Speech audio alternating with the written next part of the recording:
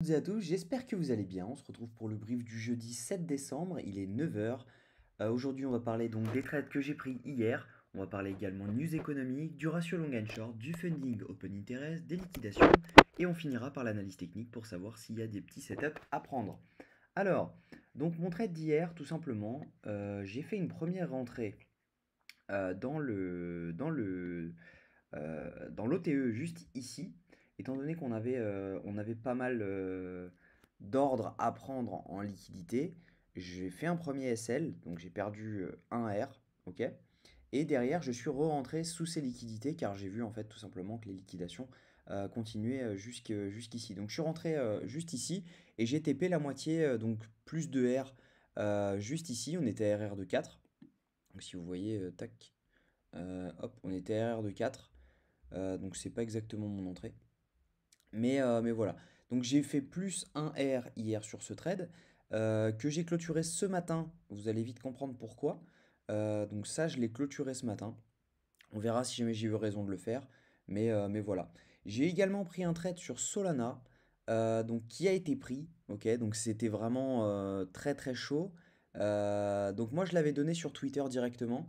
J'espère que ceux qui l'ont eu, enfin ceux qui l'ont vu et ont pu l'avoir parce que tout simplement en fait moi j'avais mis mon entrée donc à entry price voilà 61,38 et je l'ai décalé étant donné que c'est pas la charte MEXC, ok, donc normalement moi je suis rentré ici et si jamais en gros vous êtes sur Binance ou Bybit bah vous avez pas été fil alors que sur MEXC on a été fil parfaitement sur la zone donc très intéressant. Ça, je l'ai clôturé également car je pense que, en fait, tout simplement, on va avoir un tout petit retracement ce matin. En fait, c'est pas je pense qu'on va avoir un retracement, c'est il y a de fortes probabilités que ça arrive. Et vu que j'avais au total 5 trades et qu'ils étaient tous en moyenne à plus 1,5, plus 1 R, je me suis dit, bon, bah autant les clôturer, ça fait 24 heures à 7 R. Je suis pas sûr de moi, autant tout clôturer, ça fait une belle journée. Et puis voilà. Donc voilà pour les trades d'hier. J'ai également pris le rune qui avait rebondi. Hop, le rune. Donc juste ici. Je l'avais pris donc ici. Il a rebondi. Donc pareil, pareil une clôture pour rune. On a également le grok. Ok, là je suis en trade dessus actuellement.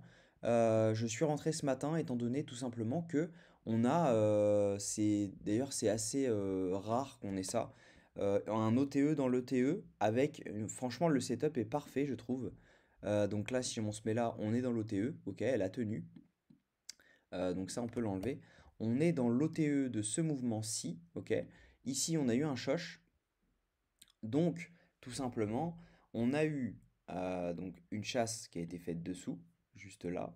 Hop, est-ce que mon crayon va marcher? Donc juste là, on a une chasse qui a été faite, on fait notre choche, on revient en zone ETE, et après normalement on peut repartir. Donc à voir maintenant si jamais ça se produit. J'ai pas de TP, étant donné que le grog quand il fait des mouvements, il part un peu en cacahuète. Donc voilà, on verra ce que ça donne, mais plutôt pour le moment sympa. On verra. On verra, on verra. Je vous tiendrai au courant directement sur Twitter. D'ailleurs, je poste tous mes trades dessus. Il n'y a que le grog que j'ai pas posé étant donné que il est déjà parti au moment où ben, tout simplement, là, c'est toujours une bonne entrée, mais l'entrée se faisait quand même un peu plus bas. Donc voilà. Alors au niveau news économique, aujourd'hui on n'a rien du tout, on a l'inscription au chômage hebdomadaire, donc ça va pas être grand-chose. En revanche, demain on va avoir le taux de chômage américain à 14h30, donc là ça aura quand même un impact assez conséquent sur le consensus du FOMC la semaine prochaine. Pour le moment, on a 97% de chances que les taux ne montent pas la semaine prochaine, on a 2,3% de chances qu'ils montent, donc on verra ce que ça va donner, mais logiquement il ne devrait pas monter. Au niveau du ratio long and short, on a 100 millions de longues en plus depuis hier.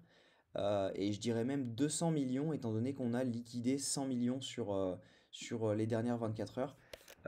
Donc en gros, tout simplement, bah, on a 100 millions de nouveaux longs ou 200 millions de nouveaux longs. Donc ça, c'est bien à prendre en compte parce que... où est-ce que j'étais? Là. Donc il y a 200 millions de nouveaux longs en cours. Donc c'est à prendre en compte sur la prise de décision de trade. Moi, je préfère rentrer en sens inverse du marché. Ce que si jamais je vois qu'il y a du short, je rentre en long. Si jamais je vois qu'il y a du long, je rentre en short. Euh, En fait, c'est pas je rentre en short, c'est un facteur qui me permet de rentrer ou sortir. Et là, actuellement, bah, ça m'a fait sortir parce que je déteste qu'il y ait beaucoup de personnes qui soient du même avis que moi. On le voit, euh, on le voit également, hein, juste ici, hein, on a le funding qui est monté, d'ailleurs qui est en baisse actuellement. Il y a eu un gros short qui a dû s'ouvrir parce que tout simplement, hop, si jamais je zoome un peu. Donc là, on avait tout simplement hein, du long qui s'ouvre, étant donné que le funding monte. Ok, il monte progressivement, hein, pas énormément. Et l'open interest, lui, est en hausse. En revanche, là, on voit que il y a une heure, on a eu donc un dump du funding et un pump de l'open interest. Donc ça, c'est un énorme short qui a dû s'ouvrir là-dessus, un mec qui avait un sell stop. Peut-être que si j'ai mon allé là-dessous, il voulait ouvrir du short. Et donc il avait mis un ordre en sell stop dessous pour short. Ça c'est bien probable. À voir maintenant ce que ça donne, mais ça peut faire repartir le prix un peu à la hausse pour venir le liquider et ensuite on pourrait un peu dump. Au niveau des liquidations, si on regarde la carte thermique, alors je sais qu'on a un peu de liquidation à la hausse sur les 24 dernières heures. En attendant que ça charge d'ailleurs, je vais vous demander de follow donc, la chaîne. On est 182 maintenant sur la chaîne, donc ça commence à monter. C'est super cool. Je vous remercie du soutien d'ailleurs. Et si vous pouvez liker, commenter la vidéo, ça donne un peu plus de visibilité. On voit qu'il y a des vidéos qui font 450 vues quand vous commentez et quand vous likez, 540 vues, et d'autres qui font uniquement 50 quand personne ne commente et personne n'aime les vidéos. Donc voilà, si vous pouvez le faire, c'est avec grand plaisir. Je vous remercie infiniment. Donc au niveau, on était sur les liquidations. On sait qu'on a des liquidations donc à la baisse. De toute façon, dès qu'on vend à échelle un peu grande, on a les liquidations qui sont entièrement à la baisse. Donc ça ne sert pas à grand chose d'y aller. En revanche, sur les 24 dernières heures, on a des liquidations qui sont à la hausse au 44 600, 44 500. Donc ça nous donnerait tout simplement, hop, je vais quitter cette charte, on retourne sur BTC. Et en fait, ça nous donnerait tout simplement ce triangle. Hop, mince. Donc plutôt intéressant de voir la chasse qu'il y a eu. On est venu là-dessous. On est revenu en zone de rechargement, donc juste ici. Ok. Donc quand on la pose, hop, on est là. Et donc maintenant, on pourrait rebondir donc au 44 600, ce qui nous donnerait en gros donc cette zone-là. À voir si on va plus haut. Je pense qu'on peut aller plus haut, hein. Mais ce qui serait vraiment intéressant de voir, c'est revenir en zone, au moins une fois, en zone de rechargement court terme, étant donné qu'on l'a jamais fait de tout le mouvement. On l'a jamais, jamais, jamais fait. Donc clairement, peut-être si ici on l'a fait, mais le mouvement haussier n'était pas encore donné. Tac. Ouais, ici on a juste rebondi pile dessus, quoi. On n'est même pas vraiment, vraiment allé. Et depuis le début, on fait que pump, que pump, que pump. Donc, il y aurait une bonne entrée si jamais on venait chercher cette zone-là. Moi, j'ai un ordre là-dedans, je l'ai mis sur Twitter.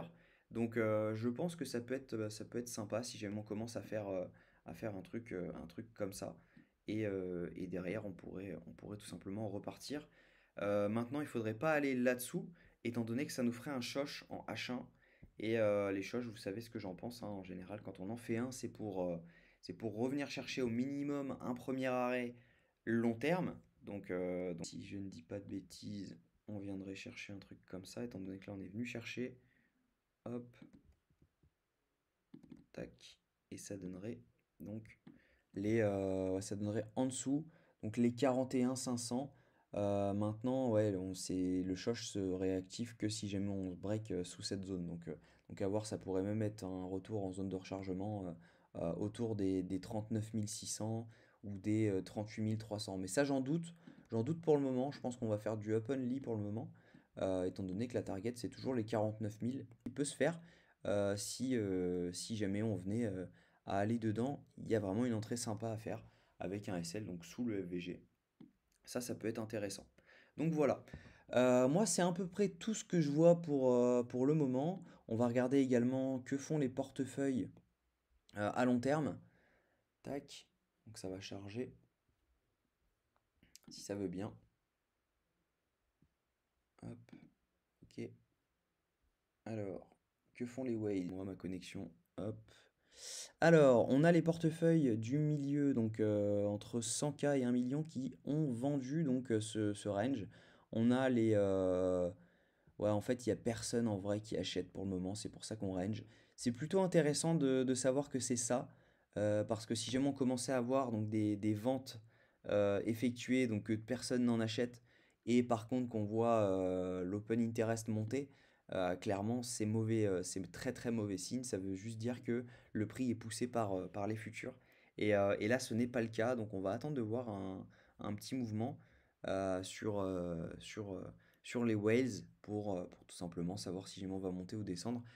Mais pour le moment, moi je pense que on est dans un range et tant qu'on n'a pas une clôture au moins au-dessus ou en dessous, on peut pas vraiment savoir. Donc voilà, c'est une indécision. Je vous tiendrai au courant sur Twitter. N'hésitez pas à venir me suivre sur Twitter pour avoir les infos en direct. Je vous souhaite une très bonne journée. On se dit à demain, même heure, et prenez soin de vous.